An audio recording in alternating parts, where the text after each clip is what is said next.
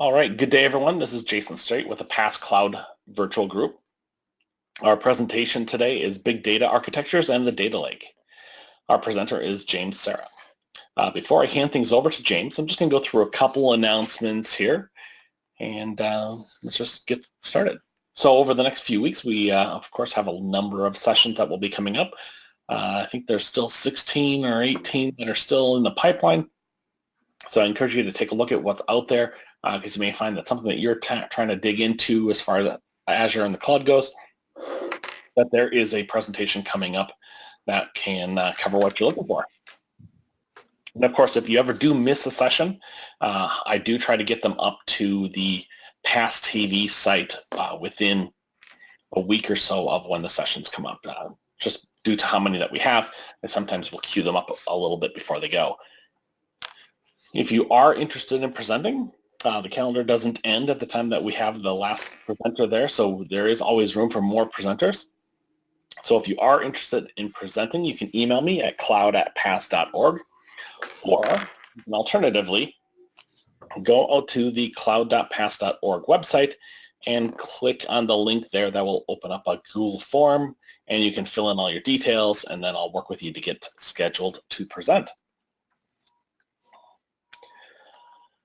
Over the last couple of weeks, PaaS did make a few announcements coming up with PaaS Summit 2019. So as of now, all of the community call for speakers sessions have been announced. So if you're trying to figure out what's going to be at PaaS and trying to find out if it's worthwhile for you to go there, because you're looking to learn something very specific, about 200 sessions were just released. So you can go out there and take a look at the PaaS Summit 2019 website. You can go out to the conference sessions and see what's all available. Something new for this year is the PaaS Summit All Access. So it is a contest that PaaS is holding now through August 23rd, where you can win a chance to receive a complimentary 3-day registration and exclusive access to some activities at the PaaS Summit. So if you haven't registered yet, I would highly recommend going out there and taking a look at that, because that might be a way to get easy access to the PaaS Summit. If you are still looking to register and you haven't yet, you can get a discount through our virtual group. This discount is there on the screen. Write it down now, or go out to any of our sessions from the past few months, and you can get that discount code there, or it's in any of our newsletters. This virtual group is part of a number of virtual groups that are out there and available through PaaS. Some of them focus on different aspects of the data platform, like data architecture and data science. Others focus specifically on language, like Global Chinese and Global Hebrew. They provide a lot of opportunities for folks to learn more about data platforms and get, just build up your skill set. So with that, I'm going to just let people know that at the end of the session, we'll be having a time for questions. If you do have any questions, please type them in throughout into the question panel, and then I'll hold them until the end so that we can get them all answered at one time. All right, and with that, our presentation today is Big Data Architectures and the Data Lake, and our presenter is James Serra. So James, I'm going to make you the presenter. Awesome. Thanks, Jason. Right screen here. There we go. There you go. Right. Just give me a thumbs up. You can see my presentation. Yep, I can see it. So I'm going to mute myself as we got construction here going on. Okay, awesome. So welcome, everybody. My name is James Serra. I'm a big data evangelist at Microsoft. I work in a New York City Microsoft Technology Center, or MTC, as a data and AI architect, and I pretty much spend day in, day out engaged in customer conversations, whiteboarding sessions, architect design type of sessions on modern data warehousing as one of the focal points. And these full-day engagements are often with architects from particular customers who are migrating or building a new solution in the cloud, and they want to understand not just our products, but the use case of those products and some concepts. And the big one is the data lake.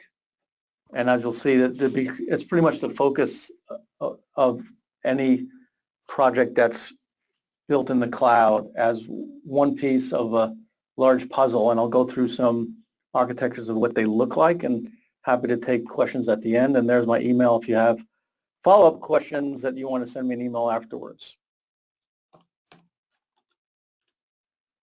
A little bit about me. I've been at Microsoft 5 years. I've been in the industry forever and have always focused on the Microsoft products. I was a former MVP, and I have a blog site at jamesserra.com, and a lot of things I talk about during this presentation will be covered in the blog if you want to check that out. So here's the agenda. We'll talk about some various architectures I'm seeing, why you want to use data lakes, the difference between top-down and bottom-up architecture. We'll go into a little bit more exactly what is a data lake and how does Hadoop fit into place in that context, the modern data warehouse, federated querying, and then some example solutions in the cloud. So if we look at the big data architectures, when somebody is going to build a solution in the cloud, many times they already have something on-prem and they're looking to migrate it. But you can't just say, well, go and build this new solution in the cloud and we'll flip a switch and everything gets converted over. Usually it's a migration piece by piece, and it's a hybrid solution. And many times this first architecture comes into play where a company has an enterprise data warehouse, but it's run into some issues. It doesn't have a space anymore on the SAN, or running out of performance, or it's got some maintenance window, and they just can't handle any more data, especially when it comes to non-relational data. Maybe it's some device information from IoT, maybe it's social media data, maybe it's competitor data. And so as a way to help answer better questions, get better answers from the data and incorporate more data, what they do is they create what's, I like to call a data hub, not so much a data lake, where it's supplementing what they have on-prem. And in the cloud, they build this data hub, usually in Hadoop. I do see a few cases of NoSQL, but I would say 95% of the time it's done in some Hadoop solution. And this is where they will take this data that they can't handle on-prem, devices, web logs, social media data, sensor data, and put it into this data hub in the cloud. And now they can supplement their on-prem with this data, and they come out and generate reporting, querying off of both sets of data, the on-prem and then the cloud one. So some of the cons of this is you're not really offloading an enterprise data work. It's still plugging along. It could be under stress. You're not helping that situation out. You may not be able to use existing tools because now they have to handle data in two different sets. So it's also very difficult to combine data from both. And so I'll see companies will say, look, we're just going to, for now, pull in social media data, Twitter data. We're going to analyze it, and we're not going to supplement it with on-prem, and we're just going to have it as a separate thing for now until we move everything into the cloud. So this is many times the first step. But to get some value out of this data right away, they come up with a data hub. The other is creating again, I'll call it a data hub in the cloud and having your enterprise data warehouse migrated. However, this data hub pulls in this new data into this along with the source system data, so that they've migrated everything and they're building a new solution. But many times it's from migration. And this is used, think of it as a staging area in your enterprise data warehouse is now pulled out and put into this data hub. And you can process data in there before it moves to enterprise data warehouse. So this is getting closer to the ideal solution. But the cons of this is this data hub is a temporary area. It's just a staging area. Things are deleted afterwards. Nobody has access to this for reporting purposes. Rather, it just gets cleaned and the data gets moved into the enterprise data warehouse, which could be a big advantage because you're offloading a lot of that cleaning processing into this data hub. And so it does serve a great purpose, but this is not the ideal state. You want to go to one step further. And that's this all-in-one, where this data hub, well, let me preference that. This is I kept the slide in, even though I don't see it much anymore, but there was some people who thought, well, I'm going to use a data lake for everything, and I'm going to have this Hadoop solution, and I'll put it out there, and I'll just start loading data in there, and I don't need a relational database, and that's always a big mistake. You always want to have a relational database component along with your data lake in there. Don't go in there and say, I'm just going to put everything in a data lake and bypass the relational database. And I've seen companies do it. I've seen a lot of horror stories where it failed miserably.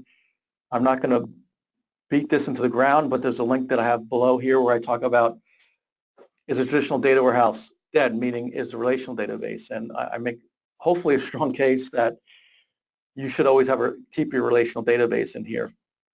But I kept this slide in there, even though it's pretty rare that I see people trying this anymore. Ideally, what you want to get is this modern data warehouse where the data lake has become sort of the center of the universe. All data, source systems, on-prem or in the cloud, are first going to go through the data lake. So it's not only a staging area like the second architecture, but also an area that can be opened up for querying. So I can put the data in the data lake, and this is giving you the best of both worlds. By having a data lake, which is just a glorified file folder, so it's schema on read, and the benefit of that is I can put files in there in these folders, and people can have access to it right away. However, you have to pay the piper somewhere, and schema on read means when I pull the data out, I have to understand it well enough. I have to give it schema, and I have to be that power user, the data scientist that knows the data, knows how to join it, knows how to clean it. But for those that want that, they have it. They do not have to wait until the data goes through a data lake and then into the relational database, which could take IT some time to do. If they have the skill set, they can go and use that data right away.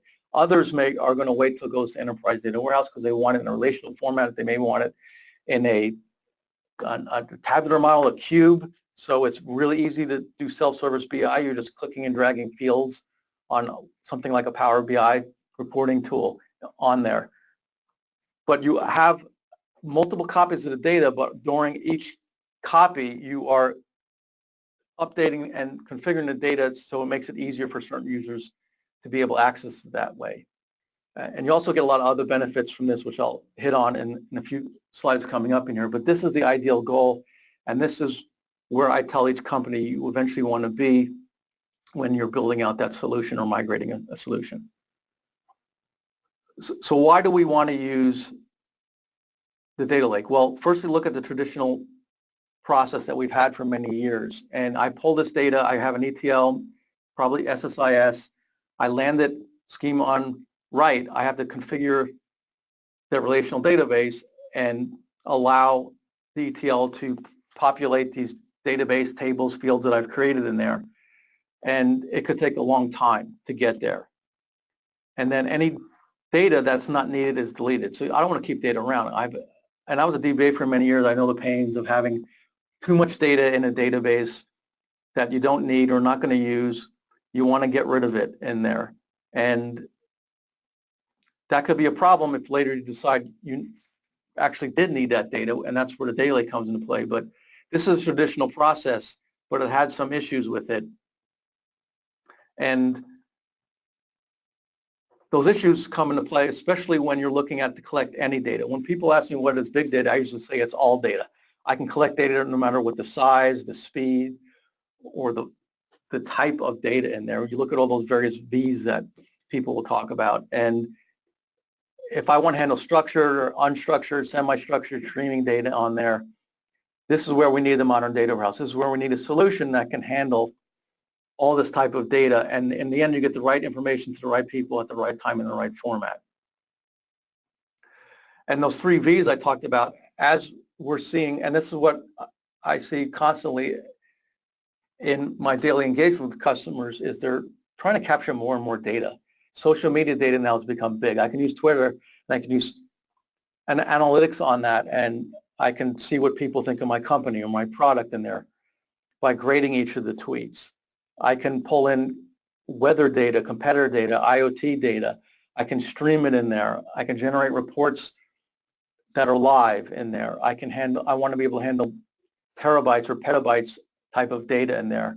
I want to handle data no matter what the field is, what the type is behind the scenes. It could be JSON, XML, video files, all of that I want to be able to incorporate and get value out of that data and make better business decisions. So because this is expanding so much, you need a solution that's going to handle this type of data. So the new thinking that we have, and customers are agreeing with this, is that all data has value in there. So I want to take this data and I want to hoard it all, and maybe I'll use it in the future, maybe I won't, but give me a solution where I can capture this data and then make sense of it now or in the future. I want to not have to do a lot of work to land the data, and that's where the schema on read comes into place. I don't have to define anything up front. And then users can pull in that data and use it as they see fit. And then I can iterate through that data as I analyze it. I get some results. I can go in and iterate back and collect more data, clean it, join it differently. And this becomes a great cycle of getting more value out of your data. And the difference to understand the way you may traditionally have captured the data in a way that you're going to do it in this modern data warehouse is top-down versus bottom-up. So think of top-down is, I know the questions to ask. I have to do all this upfront work before I get the data. So in essence, I'm modeling it first, and that's what I mean top-down. You create the model first, and you populate it with all the data in there. And generally, this is traditional historical reports. I want to know my year of sales. I have all these questions. I just want to generate reports, operational reports, maybe some dashboards that show me the answers to those common questions I have. Where bottom up is you get the data first, then you model, and that's why they call it bottoms up, is you're not quite sure the questions they ask. You have this data, you want to investigate it, you want to play with it, and eventually you'll have questions, but I need to just query this data now to see what I got and what I can do with it.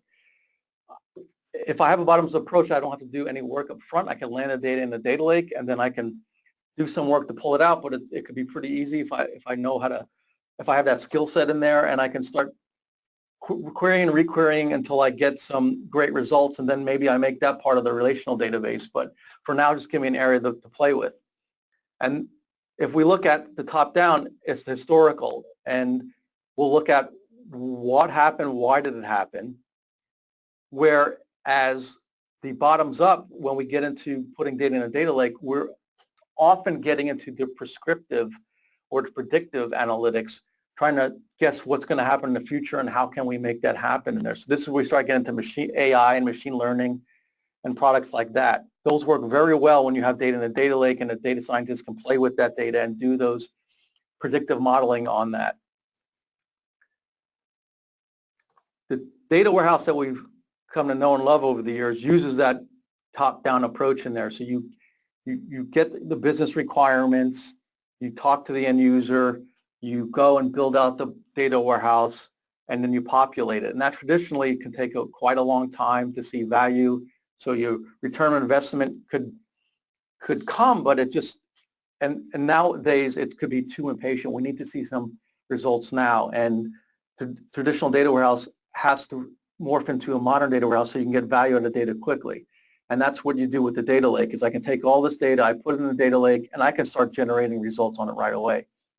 Not where I would have all my users do it this way, those power users and data scientists again, but they can get value out of the data, if nothing more, that they can see if this data even has value, and then they can move it to a modern data warehouse, as opposed to the thing I hated at being a DBA is when somebody says, oh, we have this data, I think it would be very valuable. So I'd write out some SSIS, I'd build this model into the relational database and SQL Server. I spend all this time, I put the data in the tables and then generate reports for the end users, and they come back and say, oh, well, the data is meaningless to us. It doesn't help us. I'm sorry.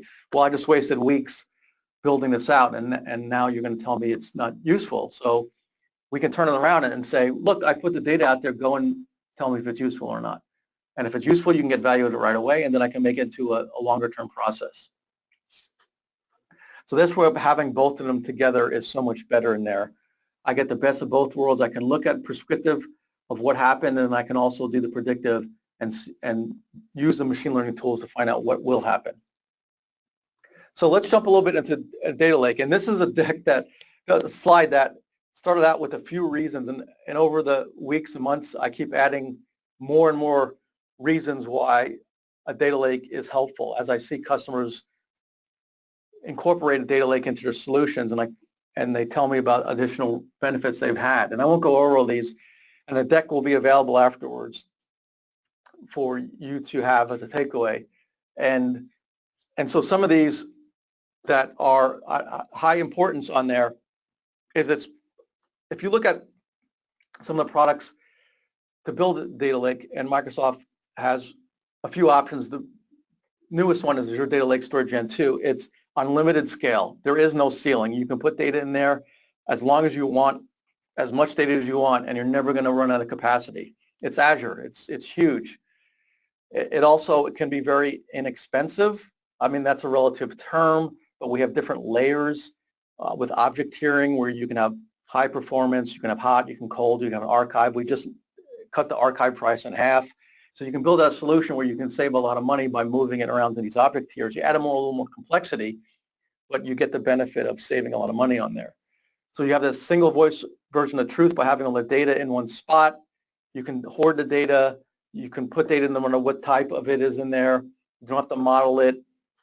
I love it because it frees up the expensive resources on an enterprise data warehouse. A lot of companies, they're trying to, during night, have a maintenance window, and they're running these queries, or they're running the data loading, but at the same time, if they want to have end users queried, they usually can't because the data loading is overwhelming the resources, and you just can't have reports running while you're loading. And that goes away because you can do all that loading and transforming inside the data lake and avoid the contention with users in the relational database in there.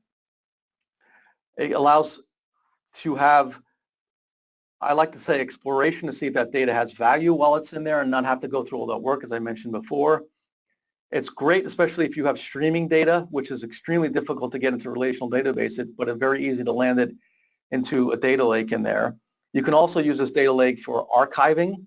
So older data can sit in the data lake, and the newer data can sit in the data warehouse, but the data warehouse can still get access to that data. And it will take longer to get it, but you're offloading a lot of that older data.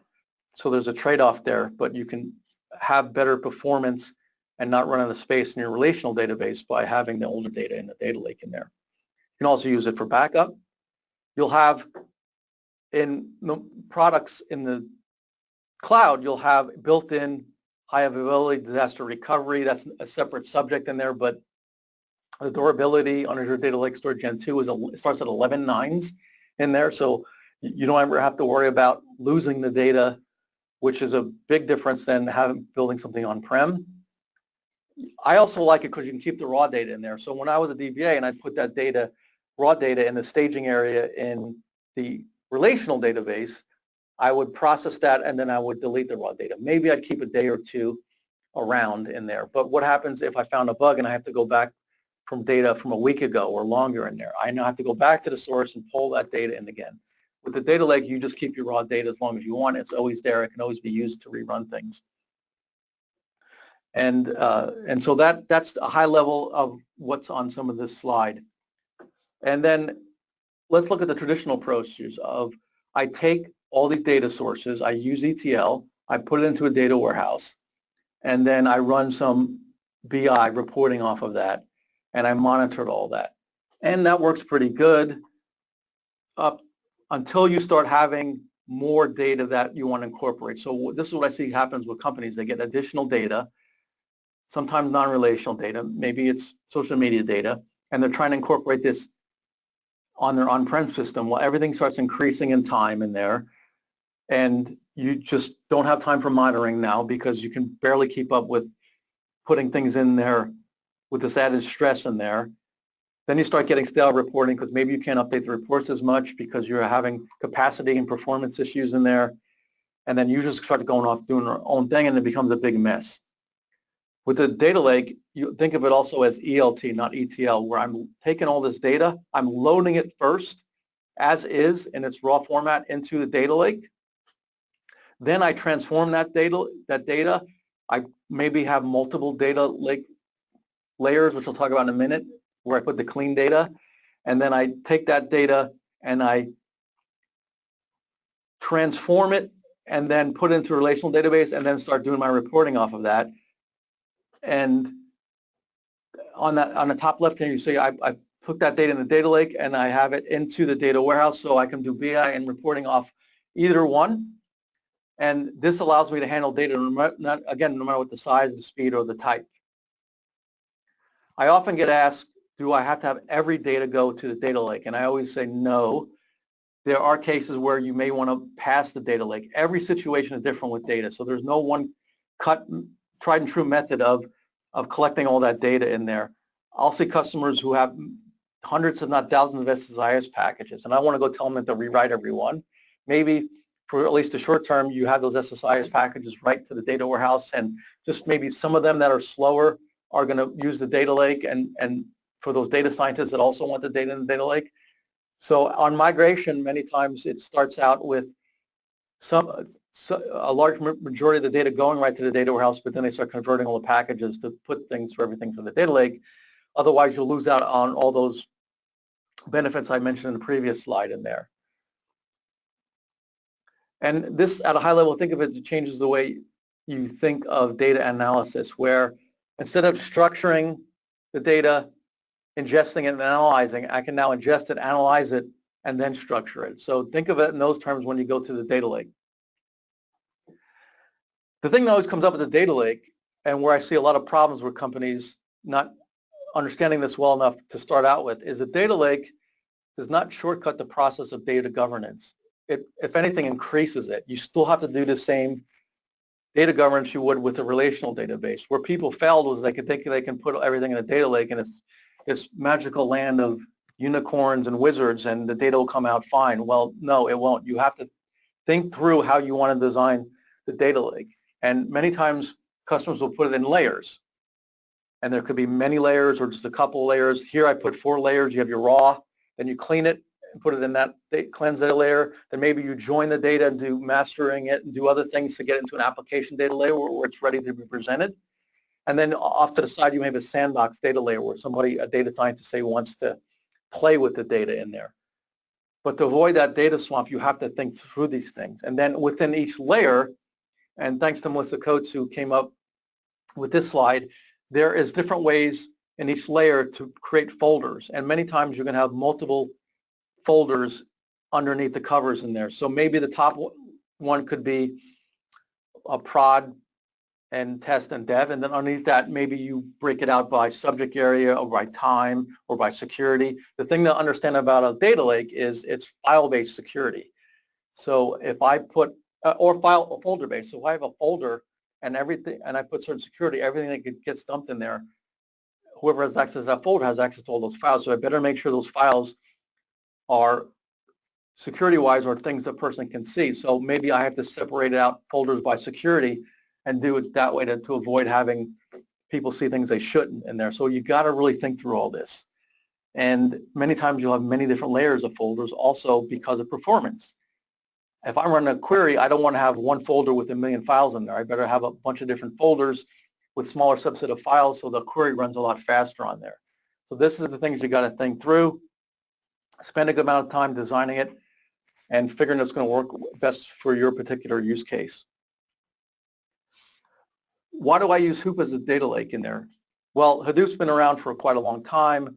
I'm seeing a lot less use for it outside of the data lake. It still has a lot of great products. Many of them are free from the Apache site. You can use those and you can do pretty much anything in Hadoop in there. But it's changed with the main benefit it was. It used to be for handling tons of data. The Googles and Yahoos started out using it, but then companies realized they're not at that size. They don't need it for that type of querying in there. But so Hadoop went from being the solution to everything to let's find a better use case for Hadoop, which became that data lake in there. And there's always a lot of confusion on what is exactly is Hadoop. It's usually a few parts, HDFS, MapReduce, some other tools in there. So is it Hadoop if I'm just using HDFS? You can argue it either way. But that's the way I think Hadoop is, at least using the Hadoop distributed file system on there. And Hadoop has really succeeds in that huge volumes of data. But as I mentioned, many companies just don't have that much data, that they're running queries they're going to take hours and days to do. And so they continue to use a relational database, and many times still tabular models and cubes, but still use Hadoop in fitting in that data lake space. And if we look at Hadoop solutions, and HDI, Hortonworks Data Platform, HDP, is underneath the covers of HD Insights. It's a Microsoft solution, and many people just don't realize HD Insights is nothing more than Hortonworks underneath the cover. They grouped all these products together because reason Hortonworks Cloudera got founded was it was so difficult for end users to go to the Apache.org site and just start downloading all these products and making them all work together. So Hortonworks and Cloudera came along and said, we'll group all these products together, we'll put them on one VM that you can use, and we'll guarantee all these products will work together. And they have, over the time, they update this HTTP to have newer versions of the products on there, and then they provide support. And they don't really create much new, that rather they just make it more convenient for you to put all these things together in there. So they tie them all together. There's about 20 of the products in there. And you can think, if I go to Microsoft's Azure and I fire up an HD Insight cluster, I'm going to get access to all these different tools. But do I want to use those tools for building out a modern data warehouse solely without a relational database? And this is where I had this slide. It's a little dated now, but I still feel it holds true, is if I try to do everything in a data lake, am I saving money? Well, no, because what happens is as you start coding, it takes longer and longer, and it's more difficult to code things without a relational database in there. So while it may be cheap for using software that's free and maybe more commodity hardware, which I never see anyways, but the idea is that it could be cheaper. But when you start adding in the cost, which shows in building an enterprise data warehouse, to build those queries, the complex queries, to do ETL, it winds up costing a lot more. And I find this to be very true, and that's one reason why companies, when they started out saying we'll do everything Hadoop, quickly abandoned it because of the complexity of building solutions, the lack of skill sets, having all these people, administrators and other people monitoring the solution was a real hassle. And so they quickly incorporated a relational database and a data lake in there. So when we're looking at the modern data warehouse, you also want to think about the future needs. I touched on some of these. I have more data volumes in there. I need real-time performance. I have various new data sources and types. I have data that's born in the cloud. I have a multi-platform solution in there, and I maybe want a hybrid architecture on-prem and in the cloud in there. I'd like to say the answer would be this easy. I'm going to have all my sources. I go in an enterprise data warehouse, and I'm sitting on a keyboard nice and happy. But here's the reality of a modern data warehouse. There's a lot of complexity to it. This is just one option of many products you can cobble together. I left out a lot of products in here, but I see companies will use many of these listed products on here to build it out, because while it adds more complexity, you're able to consume data, again, no matter what the size and speed or velocity. You never have to go to an end user and say, no, I can't incorporate the data in here. If you build it out right from the beginning, it can incorporate any of that data in there. And this is what it may look like in there. So I may have all these various tools to ingest the data and land it. And I like to think of 4 areas. I'm ingesting the data is one category of sets of tools, and then storing the data, something like Data Lake Store Gen 2 is another area, and then transforming it, where I can, in this slide, I can use things like Databricks, and then modeling the data in a product like SQL Data Warehouse in here. I may supplement that with analysis services. However, no matter where the data is and where its stage is, if you have the skill set, you can use a product like Power BI or Excel to grab the data, and whether it be in the Data Lake Store or in SQL Data Warehouse or analysis services. When I talk to the companies about how do they better understand the difference between data lake and data warehouse in a modern data warehouse solution, it comes into, think of the data lake as your staging and prep area, and think of the data warehouse as serving security and compliance area, especially around security, because it's so difficult to set up data security correctly and easily in a data lake because it's file-based. Where in a data warehouse, when you have things like row-level security, column-level security, it's much easier to set up security. Think of if I have a file and it's millions of rows and it's broke, and each row contains a department number, and I want to have it so end users can only access certain departments.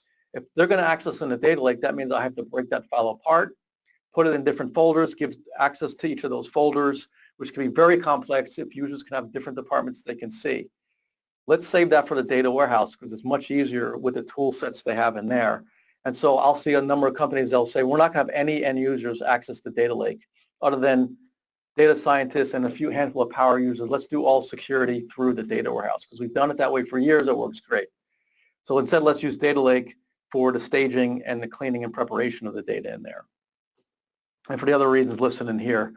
And so your data warehouse becomes that serving layer and is the area where the queries are landing, and the end users become very happy because they can pull data out of there. They understand the relational data model, and they're much easier than the data lake. At Microsoft, we have a lot of solutions, and I listed some of them here. And this is more of a takeaway to know the products that we have. I find at Microsoft, the biggest challenge is with customers not knowing the products we have. They'll come in here, even if they've been using Microsoft products for years, and not realize we have what we do in the cloud in there. So it's a lot of education I do. Of course, Microsoft doesn't make it easy because we're always, which is a good thing, always adding new technology, always adding new products on there. And it's up to me as an architect at Microsoft to help customers understand what these new products are and their use cases. I do that through my blog, and I do it through a lot of interactions with customers because customers are busy keeping what they have running in there, and they don't have a lot of time to learn all this new stuff in there. So that's where architects at Microsoft help out. And here's where I categorized. I talked about before the ingest, store, prep, and model, and I tried to put all the categories, all the products that fit in certain categories, understands that some of these products fit more than one category. You look at Azure Data Factory now with its data flow capabilities in there. It can stretch out into multiple areas, even with Power BI too, with its data flow capability in there. That can be an ingest and a store and prep, and even a model now in there. So Power BI in essence can do everything. The whole of the conversation when I have with customers is Power BI can do a lot of these things, but understand Power BI is more a self-serve ETL and reporting tool and not an enterprise tool. And Azure Data Factory becomes an enterprise tool. And there are ways you can go from one to the other, but always understand with customers is if I have an end user going and building a solution to Power BI, is he thinking of this to be used for the whole enterprise in there? Many times that person is not. And while they can help out by doing some of the work in Power BI, cleaning the data, and maybe I make that part of the enterprise solution in there, but think of that more as an individual use tool set and not something that you're going to have as an enterprise solution in here. So then this is what I spend the whole day with customers, is going through all these products, all these different options in there. I ask them questions of what they have now. One of the most important is what's your skill set, because I'm not going to recommend something like a Databricks if they are very adverse to Spark and Hadoop and they don't have any of that skill set, but they have a bunch of SSIS programmers and developers in there. Then I'm going to guide them in a certain way in there. And there's also many products that Microsoft has in private preview, which unfortunately I can't talk about yet, but you can bet on my blog when they first come out to be announced in public preview, I'll put it on there. But a lot of them will fill some of the gaps that we have in this deck where I feel like there's a couple of areas that we could do better, and we have those coming out soon. If we look at a high level, some of these architectures, this is one I see very common. I take data from a bunch of different sources. I use Azure Data Factory to land it into Data Lake Store Gen 2. I can then run Databricks and use notebooks to clean that data and either write it back out to the Data Lake Store in a clean layer, or because Databricks integrates well with Data Warehouse, I can write it right out to Data Warehouse. Most of the times I recommend putting it in the clean layer and then in the Data Lake. This way other people can access it outside of the Data Warehouse, those data scientists in there.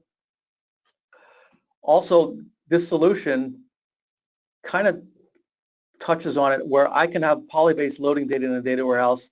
I can also be querying this data through Power BI. I can be transferring them in Databricks. So this is the great thing about separating storage from compute, is that storage can be accessed by many different tools all at the same time. I even see customers will land different areas of the data lake and they'll have various Databricks clusters fire up and clean all that data, and each one pointing to different folders, so they're parallelizing the cleaning of that data in there. The water gets muddied when we start looking at things like Data Factory with its data flows in there. That can be used for transforming the data, and so that can be used in replace of Databricks and such. Even understanding that it uses Databricks, something that covers, so think of the data flows as sort of putting a pretty interface over Databricks, so you don't have to write code in there. You can rather just visually design solutions to transform the data. So we landed in a data warehouse.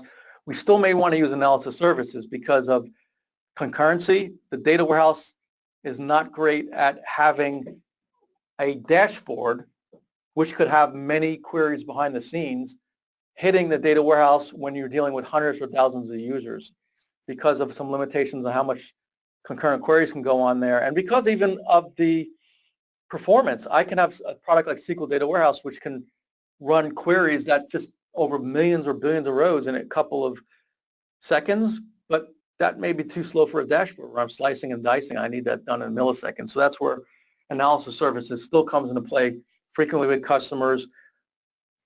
Again, money in the water. Analysis services now is sort of built into Power BI, and that's expanding. So we're starting to see customers that are using just Power BI because it has that tabular model underneath the covers in there. That gets into an enterprise versus individual solution outside of the scope of this, but we still have a lot of people use analysis services. We can look at a hub and spoke. We're expanding on the previous slide is things will go into the data warehouse, and then they will export it or copy that data out into data marts and data cubes in here. And so one of the ways customers are using this is our product SQL Data Warehouse, you can pause it. So if I have this solution, because SQL Data Warehouses can be costly, I can use it to process the cubes and process some data and maybe do transformations in it, and then it creates a copy of it, and then it's paused, and users just access the data marts or data cubes, and then they go back to the data warehouse maybe only if there's a query that's not answered with the cube or the data mart. Federated Query is, I'm seeing some talk on this now. Think of it as data virtualization or logical data warehouse. Other terms of it is I can run a query, and on data as it sits, I don't have to ETL it in. And this could be very useful, especially if I need to have maybe a one-time report. I'm not so much concerned with speed, or I just want to see if this data has value without having write any ETL to it. I can start using Federated Query, and Microsoft has, you can do that with Polybase with some caveats. We're coming out with other products that are going to make this easier, and I think this will be something that'll be used going forward with some trade-offs of performance when you have Federated Queries. Think of Polybase on here. In 2019, it now has support for competitive products like Teradata and Oracle, and I can run a query that can pull the data as it sits on all these different sources without having to write ETL in there. This will be really cool for that. I have data in multiple sources. I want to run a query one time, and I'm done with it. This will work great. The trade-offs are you're not going to get the speed you need if you put everything in a local data warehouse. You have issues with indexing that may not work well in a solution like this. Where you're going to clean the data, where you're going to master data, you can't really do that in a solution like this. But it does have some great use cases on there, and I'll expand more about this in some blogs as Microsoft comes out with new products for this. When I look at the solution benefits to the cloud, fortunately with customers, I don't have to talk about this too much more, especially with the bigger companies. Many times when they come in to the Microsoft Technology Center, they've already got an etiquette from above. We're getting rid of our data center in 2 years, maybe a year, and help us migrate to the cloud. For those that are still thinking about it, maybe the smaller and medium-sized companies, I talk about the benefits, and at a high level, and I can go over these details forever with a customer because there's so many benefits of the cloud, but at a high level, it's you look at the unlimited elastic scale and you pay as you go. So I don't have to spend all this money up front. build out a solution. And I also say it's like failing in the innovation part. It becomes fail fast. If something doesn't work out, I can just shut everything down. I'm not paying anything anymore. You can't do that with on-prem. It gives me quick time to market. I can go to the Azure portal. Within a minute or two, I can have a VM or a SQL database all running in there. Compare that to startup time that it would take on-prem to get something, which would take weeks or months to order it and rack it and stack it and configure it. And then you're dealing with the maintenance of that. Microsoft in our cloud handles everything outside of the VM. If you look at our integration as a service, IaaS products in there, the networking, the disk, the cabling, all that stuff, any problems, we take care of them. Unless you like getting calls 2 a.m. in the morning that something's wrong with the SAN, those issues go away and you can focus on building solutions. You take it a step further with their PaaS solutions, which the concept of VM goes away. You don't have to remote into anything. It's automatically patched for you. So your life becomes a lot easier with having to deal with those maintenance and upgrade headaches in there. And touching on the risk is the availability, reliability, security is way better in the cloud than anything you have on-prem. Those arguments with customers about security have pretty much gone away, but we still have customers that don't quite understand the level of security we have in the Azure cloud. We can supplement that by explaining to them the security, but also showing them through data center tours and things that the security is way better than anything they have on-prem. The reliability, I talked briefly about 11.9s with data. Everything that's written out to Azure is copied 3 times in there. So that's how they get the 11.9s. You can have it geo-replicated to other regions for disaster recovery. You can go up to 16.9s. And then the geo-availability SLAs we have on a product, some more 2.9s, 3.9s, 4.9s in there. Much better than anything you would get on-prem. And I always get asked, well, what's the cost? And we have this total cost of ownership calculator link on here. When people ask about the cost of keeping things on-prem versus in the cloud, you can run through this in there. And there's a lot of indirect costs, because how do you really put a value on time to market? If I can start building a solution in minutes in the cloud as opposed to weeks on-prem, how do I put a dollar figure to that in there? But that ownership will allow you to calculate things that are a little more obvious. If we think of on-premise data, we have some of these constraints on there. The CapEx, all the upfront costs in there. The staff of employees and consultants that we need to keep things running in there. The need for tuning and deployment. I tell companies who have an on-prem data center, you're in the air conditioning business. Why would you want to be that? That's not your core focus of your company there. Let Microsoft handle it all. It's like, would you want to do all your taxes? No, you outsource that. We'll outsource data centers to Microsoft. And I always talk with companies, the talking points when you're dealing with the cloud is a public and private cloud and the difference between the two. And we call ours a public cloud, but I don't like that name because it's not like anybody can access to it because of low security. But we have other options in there. We have government clouds, and there are different layers of that. We even have a secret cloud now, which I can't say on the air, else they'll come and arrest me. But they have such a high level of security on some of these that we get these high-level stamps of approval for security reasons on there. You also want to think about cloud-board data versus on-prem data, because now we start getting into, and this is the issue with the cloud, is the data that I can have on-prem needs to be moved to the cloud. So how do I move it there efficiently? Because on-prem it could be very easy. 2 servers are sitting next to each other. I just copy it over and it's very quickly. Well, now if I have it go over into the Azure cloud, I'm limited by the bandwidth that I have between my data center and the cloud in there. And that's where we get the products like ExpressRoute, where you give a better pipeline. Maybe you want to update the data more frequently than at night and things like that. So this is part of the conversation I have with customers of how to adjust around that. We'll start talking about the cost of moving data in and out, because there's some things that could add up. Minor, it's pennies, but it could add up over time if you're dealing with petabytes of data. We'll also talk about with sensitive data and how you want to best handle that in the cloud. Maybe that's going to depending on your company, a government cloud and such in there, but there are different ways of securing that data in the cloud, way more than you have on-prem in there. And then every company is hybrid. There's no company that just all in one swath moves everything to the cloud. It's always moving things in partial. So we have to look at hybrid solutions, which Microsoft's very good at, because we have a lot of products that, and we started from on-prem and now have a lot of similar in the cloud products in there. I'll briefly touch on SMP versus MPP. This is the idea of SMP is traditional, where I run queries through a server. One query can take down the whole server. All I can do is scale up and buy better hardware.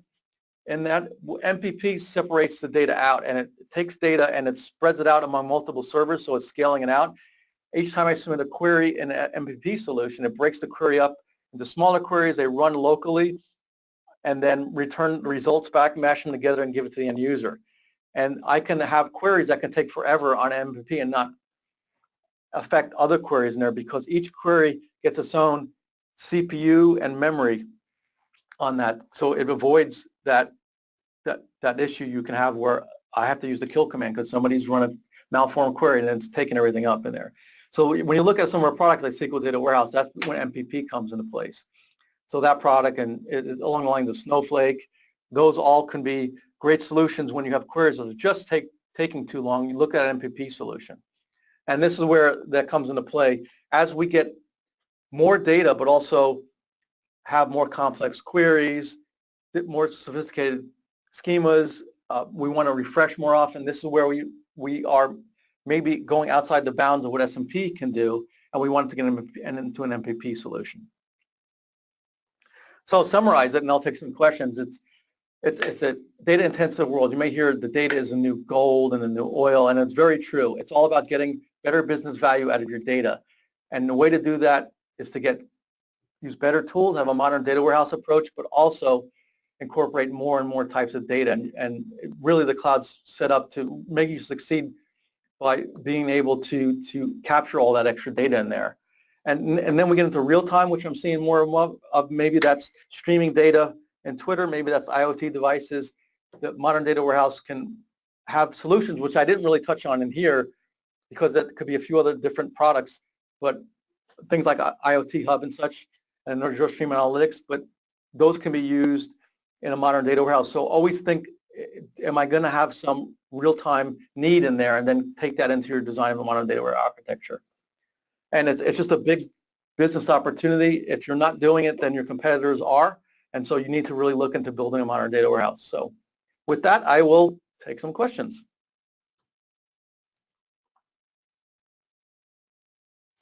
All right, so we've got a number of questions here. We've only got a few minutes, so we probably don't have time to cover all of them. But what I can do, James, is we can go through as many as we can, and then I can send you the questions, and if you want to blog about them, or if folks want to reach out to you, because I think you did. Perfect. Yeah, your email is on there, so please jot down James' email if there's not time to cover your question. You can reach out to him. So let's get started here. So the first one is, what is the use case using data lake for relational data sources? For example, moving from SQL Server Data Warehouse to data lake, keeping in mind the needs for ACID.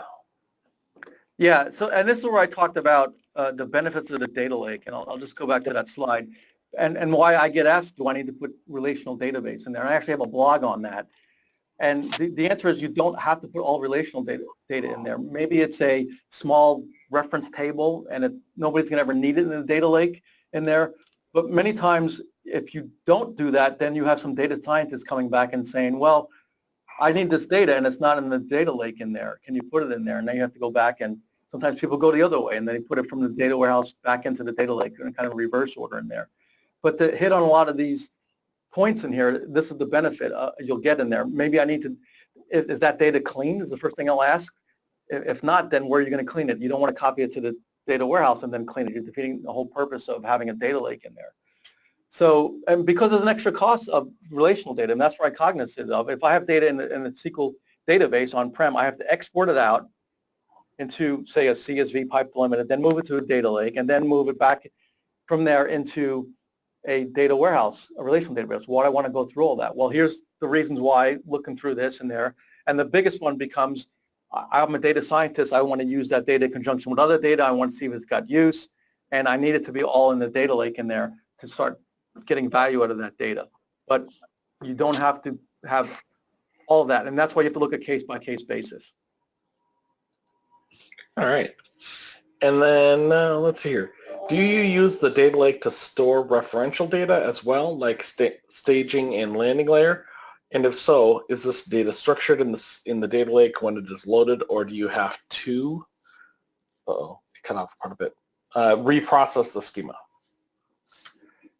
Yeah, this gets into data lake layers. You land it as the data is in a raw layer, and then the question comes, how much do I want to clean it and model it and do all these things in there for it to be in that clean layer for then maybe the data scientists to go? Because the major reason is you just don't want to have a data scientist spending their time cleaning the data, and every data scientist is doing their own cleaning in there. So you process some of that data in the data lake by cleaning it in there. You can master it, which involves a whole other set of tools and work in there. So I'm not quite sure if I got that question. Feel free to answer me afterwards in there, and we can go into it a little more detail. All right. And then you already mentioned this earlier, but somebody had asked if you're planning to share the PowerPoint, and that is yes. Yeah, and I'll send it to you, Jason, if you distribute it that way, and it's also on my site too. Cool. And then, let's see here. Where'd it go? Let's see. Do you have any slides on PBI data flows, aka CDM folders, acting as a servicing layer between ADL Gen 2 and PBI? Yeah, I didn't put common data model in here. I do have a blog about it. So again, I'm referencing back to my blog, but the CDM is going to be interesting to see how that plays in the data lake. Here's the way I think of CDM as it is now. It's an area carved out in your data lake with a common data model. And that allows me to pull data in from these sources. Think of it maybe as a customer, and I want to have to build my own model. So I have it. I use a common data model that has customer layout in there, a customer model, and I can pull that data, and I already have that modeling done. So it's jump-starting my building a solution out. But it's still just a folder in the data lake in here, and not all the Microsoft products interface with that yet. And then there's still the idea is I need to copy it from the data lake into a relational database because I'm not going to just use a data lake. So I need to also build that model out in a relational database. So I'm still trying to get my head around this, and Melissa and I have had those conversations too with how does this fit in with everything in there. And so I'm just going to say I still want to think about it and see how we update some of our other tools to work with it. It's got a lot of great possibilities, in particular because we have these things called accelerators, like a healthcare accelerator where they're having the models out. So in the bottom, it's going to be, hey, this is great. I don't have to build my own model. Microsoft's done it for me. It's just better understanding how that model is going to interface with all the other products. All right, excellent. We do have still about a dozen questions, so I'm just going to send these over to you, James. And of course, anyone whose question didn't get answered, please reach out to James with the email address that he provided there. We always just try to keep these sessions to the 1 hour time frame that we aim for, so keep everyone focused here. And so I'd like to thank everyone for joining us today. Our next presentation is this week on Thursday. And thanks, James, for the presentation today. Obviously, this was this is the most questions we have in a while, so obviously this is an area where people are very interested. So thank you again for presenting. Yeah, glad to help, and send those follow-up questions. I'd love to answer them. Will do. All right, thanks, and goodbye, everyone. All right, thank you.